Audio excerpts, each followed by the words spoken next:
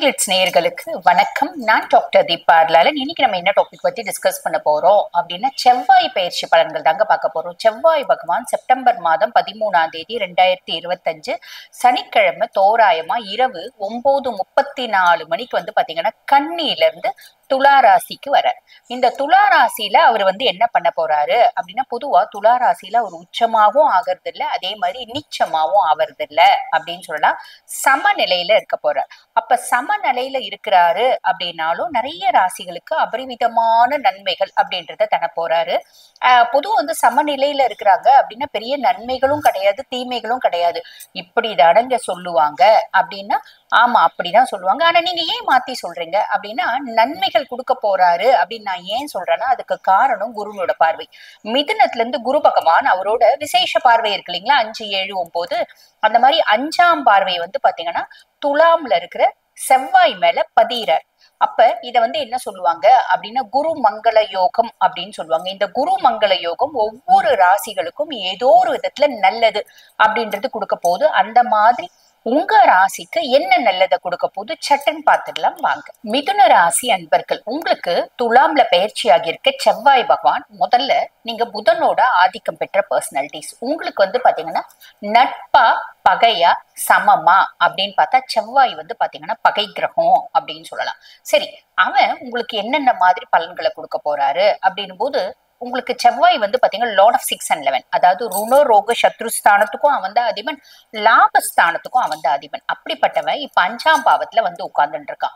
5ஆம் பாவம் அப்படின்றது என்ன சொல்லுவாங்க, பூர்வ புண்ணியஸ்தானம் புத்திரஸ்தானம். பொதுவா பூர்வ புண்ணியஸ்தானம் புத்திரஸ்தானத்துல செவ்வாய் உட்கார்ந்துட்டு இருக்கான் அப்படின் போது, நம்மளுக்கு பூர்வீக சொத்து பத்தி ஏதாவது இருக்கு அப்படின்னா அந்த சொத்து பத்தி நம்மளுக்கு சேர்றதுல வில்லங்கம் அப்படின்றது இருக்கும். அதுக்கும் மேல அது குழந்தைகள் ஸ்தானம் அப்படின்றதுனால கல்யாணமாகி திருமணமாகி குழந்தை இல்லை அப்படின்றவங்க சில பல வைத்தியத்தினால மருத்துவ செலவுனால குழந்தை அப்படின்றது வர்றதுக்கு வாய்ப்பு உண்டு அப்படின்னு சொல்லுவாங்க. அதுக்கும் மேல குழந்தைங்க ஆண் வாரிசுக்கான வாய்ப்பு உண்டு. இது ஜென்ரலா சொல்றது உண்டு. அதுக்கு மேல ஜோதிடத்துல நிறைய விதிகள் இருக்குங்க, விதி விலக்குகளும் இருக்கு. பார்வை, எந்த கிரகம் அவங்கள பாக்குறாங்க, சுபர் பாக்குறாங்களா அசுபர் பாக்குறாங்களா, வீடு கொடுத்தவன் எப்படி இருக்கான், சாரம் வாங்கினவன் எப்படி இருக்கா, இப்படி நிறைய விஷயங்கள் பாக்குறது உண்டுதான். பட் பொதுவா ஜென்ரலா சொல்லணும் அப்படின்னா ஆண் குழந்தைகள் பிறக்கிறதுக்கு வாய்ப்பு உண்டு.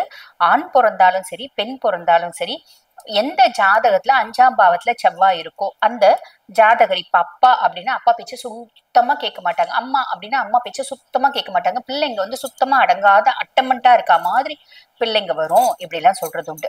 ஆனா இப்ப பாத்தீங்கன்னா உங்களுக்கு அப்படியெல்லாம் நடக்குமா அப்படின்னா நடக்க வாய்ப்பு இல்லை. காரணம் என்ன அப்படின்னா குருனோட பார்வை இருக்கு செவ்வாய் மேல. அப்ப குருனோட பார்வை இருக்கிறதுனால என்ன நடக்கும், பிள்ளைங்க சார்ந்து எனக்கு நிறைய பிரச்சனைகள் இருந்துச்சுங்க.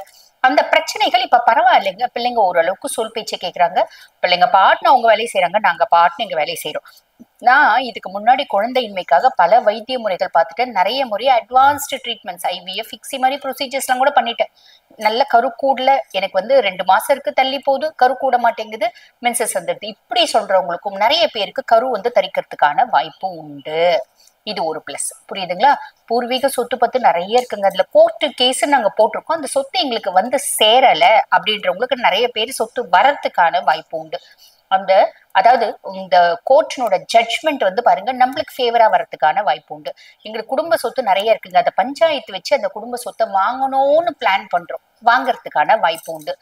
எப்பயோ எங்களுக்கு சொத்து பத்து பிரிச்சுட்டாங்க, எங்களுக்கு ரொம்ப கம்மியா கொடுத்துட்டாங்க, எங்க அக்கா எல்லாம் நல்ல சௌரியமா இருக்காங்க, நாங்க ரொம்ப கஷ்டப்படுறோம், அந்த சொத்து கம்மியா கொடுத்தது நான் உனக்கு என் கையில காசு வரட்டும் கொடுக்குறேன்னு சொன்னாங்க, இப்ப வரைக்கும் கொடுக்கவே இல்லைங்க. நிறைய பேருக்கு அது வரத்துக்கான வாய்ப்பு அப்படின்றது உண்டு. ஓகேங்களா? ஆக மிதுன ராசி அன்பர்கள், உங்களுக்கு இந்த செவ்வாய், அதாவது துலாம்ல அமர்ந்திருக்க செவ்வாய் என்ன மாதிரி பலன்களை கொடுக்க போறாரு அப்படின்னா எல்லாமே நற்பலன்கள் மட்டும்தான் கொடுக்க போறாரு. சோ கவலையே வேண்டாம், ப்ராப்பரா யூட்டிலைஸ் பண்ணிக்கோங்க. வாழ்த்துக்கள். இப்ப நான் சொல்லி இருக்கிறது பாத்தீங்கன்னா உங்க ராசிக்கான ஒரு பொதுவான கோச்சார பலன்கள். இத பாத்துட்டு இருக்க நிறைய பேர், இல்லைங்க எங்களோட சுய ஜாதகத்தை நாங்க பரிசீலனை பண்ணிக்கணும், இப்ப இத்தனை பயிற்சிகள் எங்களுக்கு எப்படி இருக்குன்னு பக்காவா நாங்க தெரிஞ்சுக்கணும் அப்படின்னு விருப்பப்பட்டாலும், நாங்க வாழ்க்கையில பல முக்கியமான விஷயங்களை முடிவெடுக்கும் தருணத்துல இருக்கோம், அதனால எங்க சுய ஜாதகத்தை ஒரு முறை அலசி ஆராய்ஞ்சுக்கணும் அப்படின்னு விருப்பப்பட்டாலும், நான் பேசிட்டு இருக்கும் போது எங்களோட வாட்ஸ்அப் நம்பர் கொடுத்திருப்பாங்க, அந்த வாட்ஸ்அப் நம்பருக்கு அப்பாயின்மெண்ட் பிக்ஸ் பண்ணி என்கிட்ட பேசிக்கலாம். தேங்க்யூ.